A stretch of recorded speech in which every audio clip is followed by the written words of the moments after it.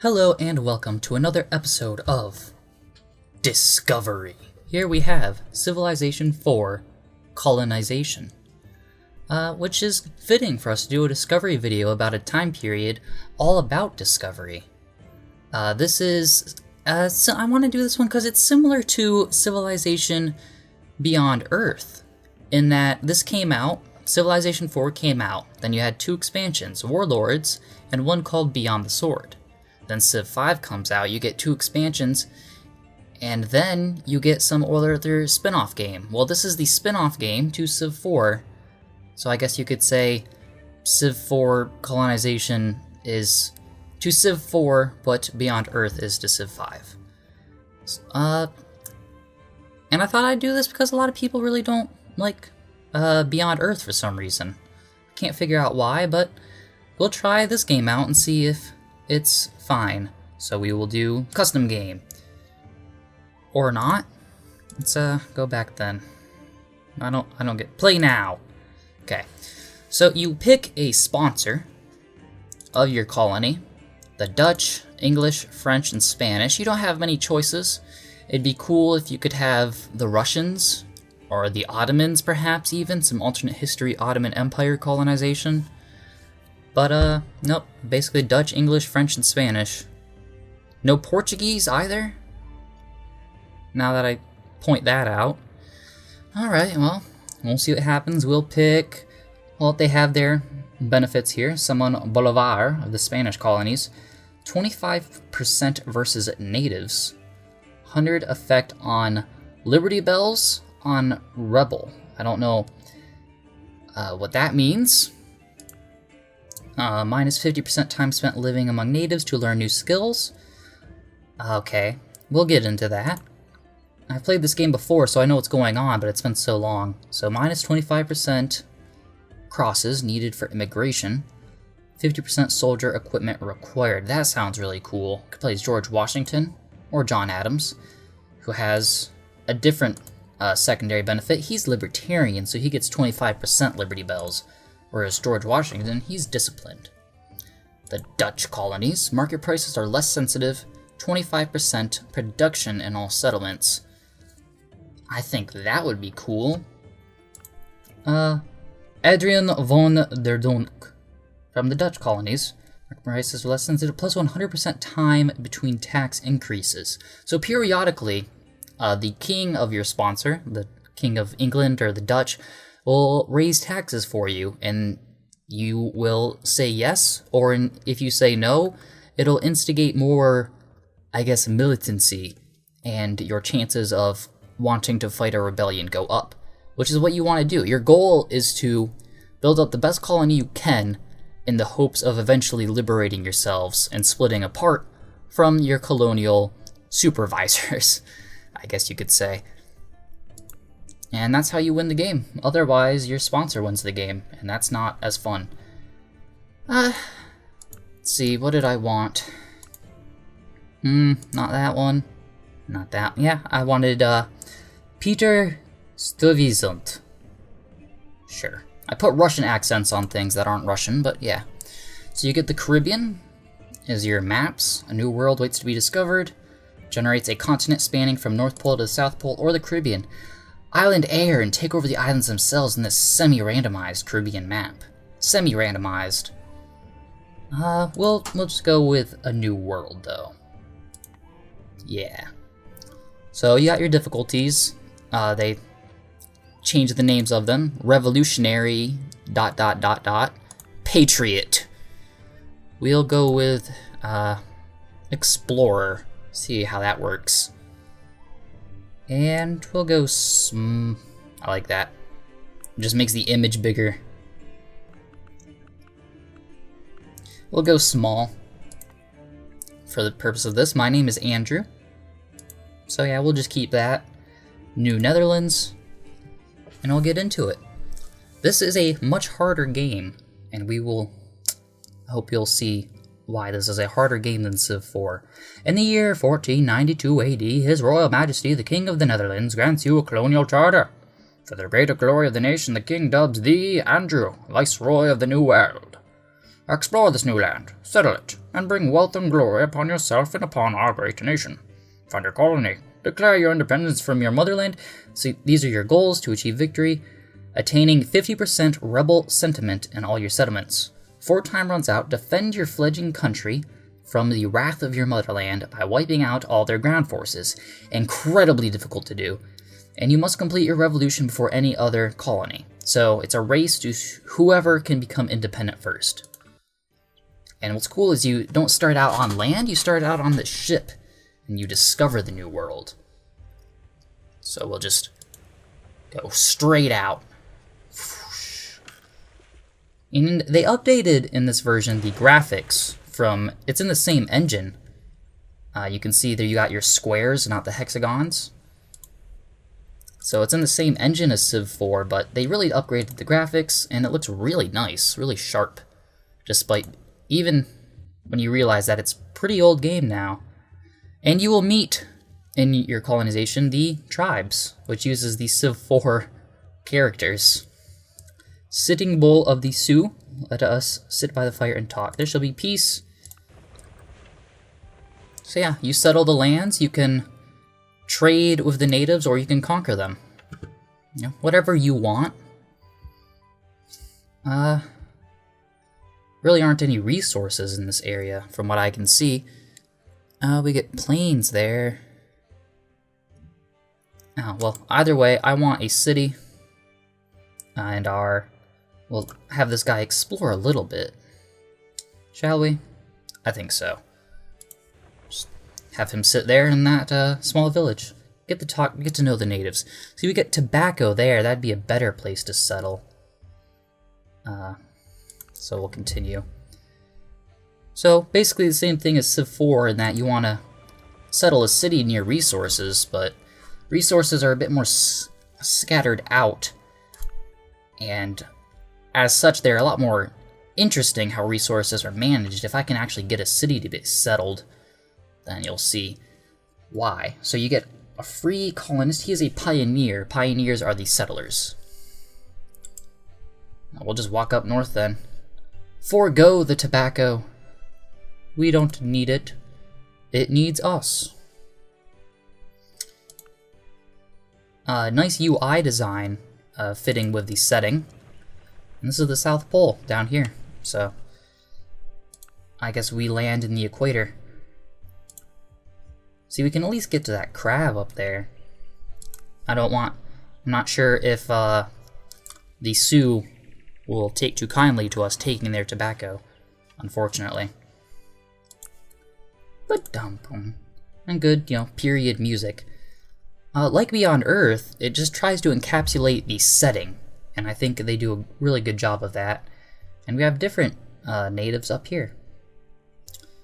So I think I'll just, no, for the sake of hurrying this up, we'll found a New Amsterdam, just right here. I don't care. Call it New Amsterdam, sure. Now, you'll see you have to build all of these buildings. You don't have to unlock them. There's no technology progress in this game. What you have to do is you have to build increasing versions of these places, these buildings. You'll get, a weaver shop. Eventually you'll get better workshops and whatnot, I think. Wanting to... Okay, here's the thing. There is resource management in this game, unlike in any other Civ game, in that there are actually finite resources that you sell at market. You want to buy low, sell high, that kind of thing. And you have to physically move these resources from city to city with wagon trains. So if you have a city inland that is producing lots of gold, you have to mine that gold, put it back into the city, put it in a wagon train to New Amsterdam, and to sell it, you have to either trade with the natives, which is easier to do, or you can send it back to the motherland and get money there. So that's what we'll try to do. Let's view the city, examine my settlement. And what you can do with the raw resources is those buildings allow you to manufacture those resources into better resources. So you get, sugar. You can convert that into rum and then sell it back at a higher cost. What we have here, it seems, is well, we settled in a bad place because I wanted to hurry up. I didn't want to move this guy around all the time. So, we got lumber? I believe that's what that is. It doesn't really tell me. Yeah, so total lumber 6. What can we do with lumber? I don't think we can really do anything with it. So carpenter shop, we can do carpentry. You'll need to assign specialists to these buildings to produce better stuff. But what you can do is anyone can be a carpenter. It's just not the most efficient use of resources. So you got +4 but -3, so basically there's no point in doing that. And it's just +1 no matter what. So that pioneer who founded the city is out there cutting stuff. He will be a lumberjack. So not only do you have to assign citizens to places, let me show you that again,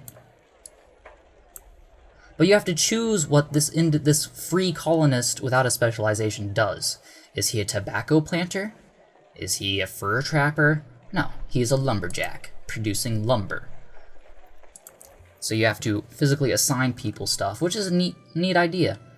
We could get a lumber mill, which converts lumber into production, which would be very useful to us, but that takes 150 turns, which is the tough thing about this game is it takes so long to get anything done.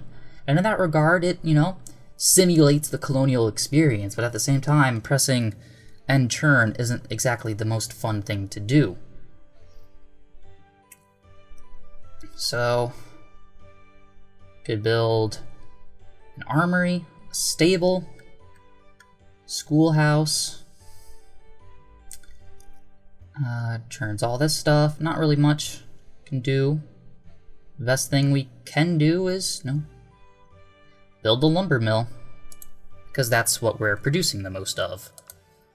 And in the meantime, we explore, see what happens, explore the new world, expand.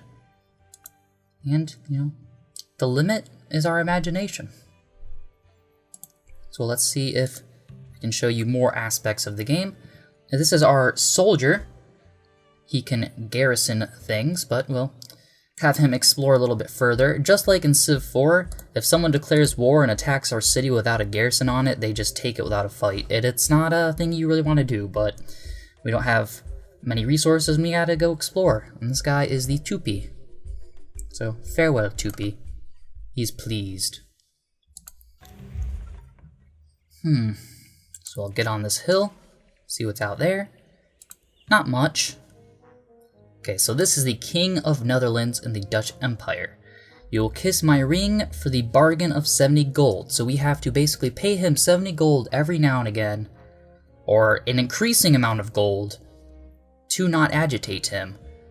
If we don't agitate the king, we get stuff, but angering the king gives us, Liberty Bells. And the more we get that, the more rebellious sentiment we have, the faster we can wage our revolution. We already pay taxes, that should be enough, which angers the king. Are you out of your mind? Anyway.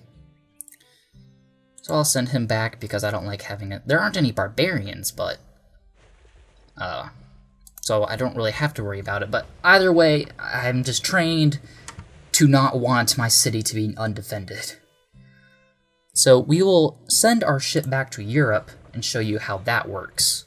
Trading on the market, and what you do is there's immigration, is how you quickly get new units. Because as you see, it's going to take a long time for this city to do anything, so you have to be constantly in communication with Europe. You can also tell your soldier to do something else, so he can better benefit the city. So, yeah, actually we'll do that. Why don't we? He could be a weaver, a carpenter. Yeah. Sure, a carpenter. And he'll turn that wood into something. But what that did is it put too many people in this city. And now it's starving? Yeah, so maybe I don't want to do that. So to get your soldier back, you put him in the garrison as a soldier. Boom. And there he's a soldier. Ready to fortify. Hurrah. And turn. So now we're back in Europe. We have a pioneer, a hardy pioneer, which means he's really good at being a pioneer. And he can, get aboard the ship. This is also how you transport goods. You take stuff like tobacco, put it on there. Insufficient funds, but you get the idea. That's how you purchase things. This is the petty criminal. It says hurry. You can cost that, but eventually they will come.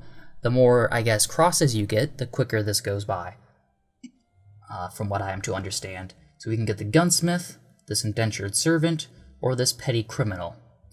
You know, be Australia, I guess. But we are not in dire needs, and we'll send this guy back to the east. Boom. And now he is outbound. And this, if you want to manually sail back to Europe, you just go into this yellow, these yellow areas here. Yeah.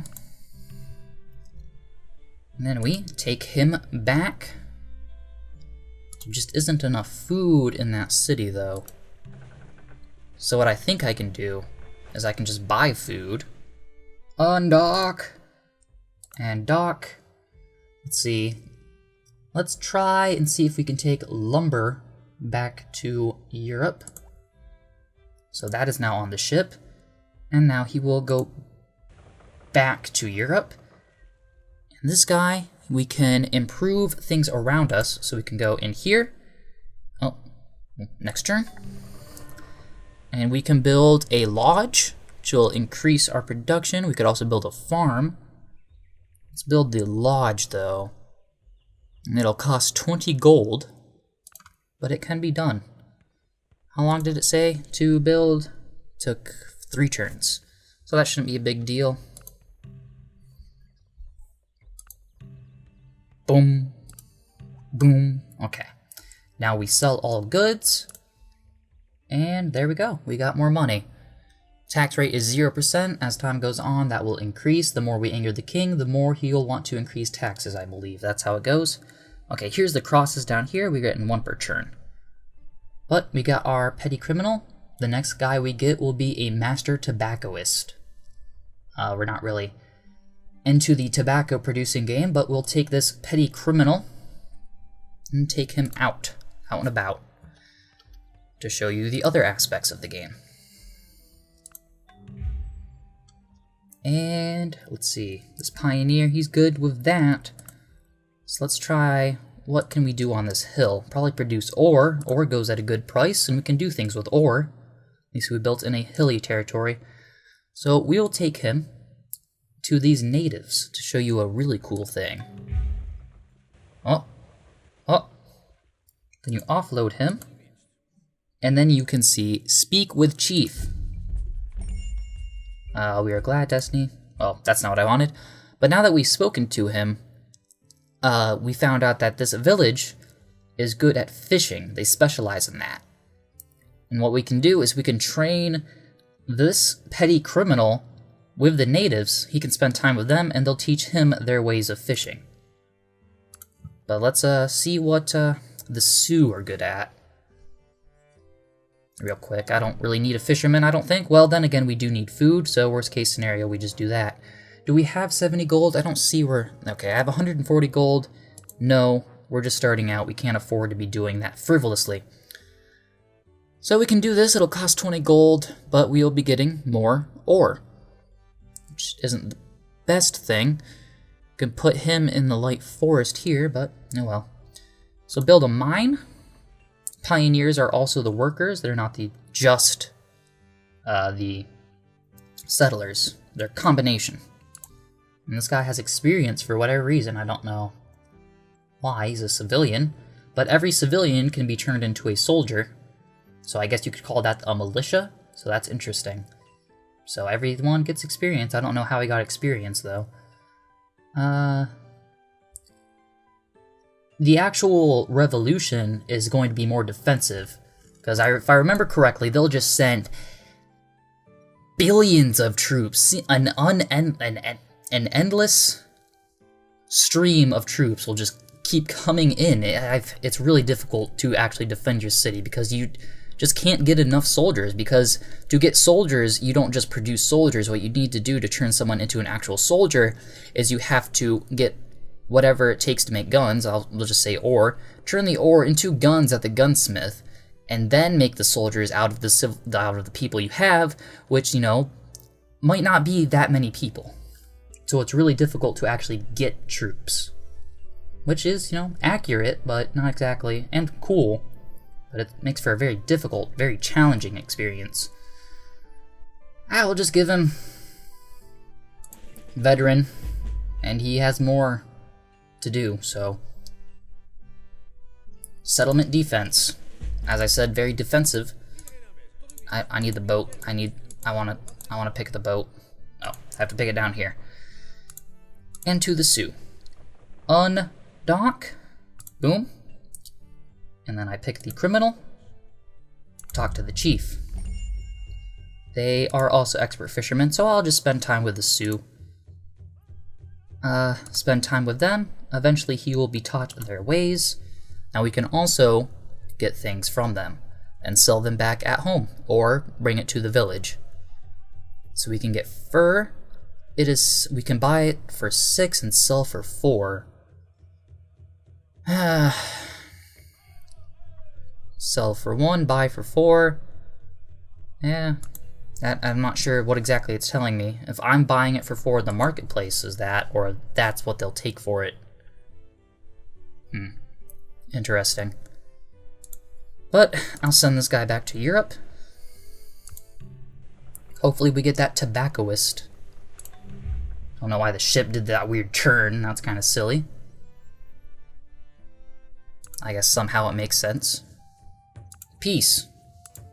Farewell. You also notice that it is just a hemisphere. If you look at the mini-map here. It's not like a circular world that you can just go around. It's fitting to the environment. It's just, like you can even see on the mini-map here, this line curves. And I think it's a really neat effect. Whoosh. So very interesting game, if any, you know. Very challenging, but very interesting. So let's see, we can just purchase supplies from Europe as well, including ships, which become very important. I think the best way to win the revolution is probably build a navy and prevent the motherland from landing troops, would be my strategy. But I'm not going to play an entire game right now. We could get an expert lumberjack if only we had the money. Oh well. So you can purchase, or convince people. I'm not going to say purchase people, that's silly. But yeah, you can convince people with money to come over here if you need a specific thing.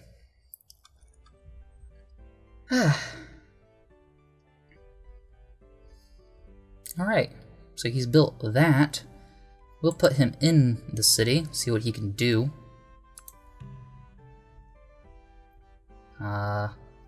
Join settlement. Okay, the city's not starving to death as a result of him. He's out there getting ore. If we put him here, the city starts starving. So we do need a farmer of some sort.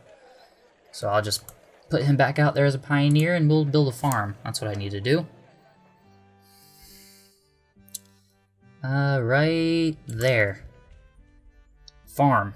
Oh, okay. Not right now. So now he is an expert fisherman. We'll put him back in the city and he will start fishing the waters. Maybe that'll be good for us. Okay, he's leveled up once more. He's gonna be our best defender, this petty criminal turned fisherman. We'll bring our expert gunsmith over here, although we don't really need a gunsmith. Build this farm real quick. And we are running out of storage, so that is why you need to build warehouses and stuff, because you just are going to eventually reach capacity for the resources you have. So send this lumber back to Europe, because Europe doesn't have lumber. They cut it all down over the millennia. I mean, we don't need a gunsmith. It'd be cool if we could get an expert carpenter, because that's what we really need. But none of these natives. You can explore and hopefully find the native village you want, and clear his specialty, right here. Change profession. But 2 mixed results. Statesman, which will increase your liberty bells. and push you farther into a revolution. Okay.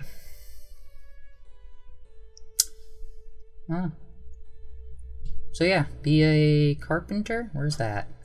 Okay, I guess I'll just join the city. Join the settlement. Stop this. Never mind. Join. And you will also join. And now the city is growing because we got that expert fisherman getting all that fish. And this master gunsmith, will put him in the carpenter shop, and he is now producing 4 production, I guess. And eventually the lumber mill will actually, yeah, we're converting this carpenter shop into a lumber mill, is what I was trying to say earlier at the beginning of this. So I think you get the idea. Eventually you'll found cities out here and get the wagon trains transporting, you know, supplies to the coast, to Europe, to the natives. You'll find treasure periodically, which will give you huge bunches of gold.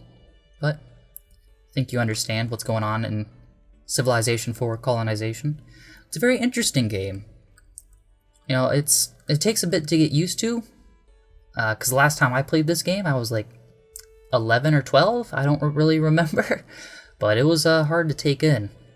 And I was playing Civ IV at the time, and I got really used to that. But yeah, all the resource management being so difficult, or not difficult, but different, and having to manually have these wagon trains go back and forth is a really interesting idea, but it kind of gets annoying once you get larger cities, a larger empire, because there's no automation like they eventually do in Civ V with trade routes. So yeah, you'll be manually putting lumber and stuff back here, sending it to New Amsterdam and back out to the capital. But other than that, it's a pretty interesting game, pretty challenging. Thank you for watching this installment of Discovery.